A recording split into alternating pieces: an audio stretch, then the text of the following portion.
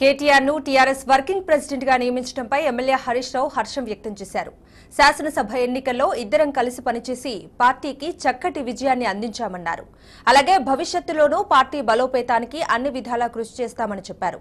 అటు త్వరలో జరిగే స్థానిక సంస్థల ఎన్నికల్లోనూ అందరినీ కలుపుకొని పోయి మరింత చురుకుగా పనిచేస్తామని హరీష్ రావు తెలిపారు.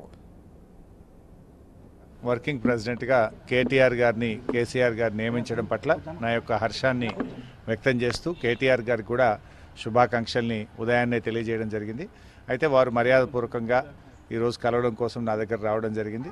సో భవిష్యత్తులో వారు మంచి పేరు తెచ్చుకోవాలని, ఇప్పుడు రాబోయేటువంటి స్థానిక సంస్థల ఎన్నికలు కానీ, పార్టీ కార్యాలయాల నిర్మాణం కానీ అన్ని విషయాల్లో కూడా చాలా చురుకుగా పనిచేసి మరింత మంచి పేరును వారు తెచ్చుకోవాలని, అదేవిధంగా పార్టీకి తీసుకురావాలని, కేసీఆర్ గారికి చేదోడు వాదోడుగా ఈ పార్టీని మరింత బలోపేతం చేసే దిశగా వారు తప్పకుండా ముందుకు తీసుకుపోతారనేటువంటి విశ్వాసం నాలో ఉంది. వారికి నా యొక్క సంపూర్ణమైన సహకారాన్ని అందజేస్తానని కూడా చెప్పాం. మేము కలిసి పనిచేస్తాం. డెఫినెట్గా మొన్న పార్టీని తిరిగి అధికారంలో తేవడంలో కూడా కలిసి పనిచేశాం. రేపు పార్టీని బలోపేతం చేయడంలో, ఈ పార్టీని, ఈ రాష్ట్రాన్ని మరింత ముందుకు తీసుకుపోవడంలో కూడా తప్పకుండా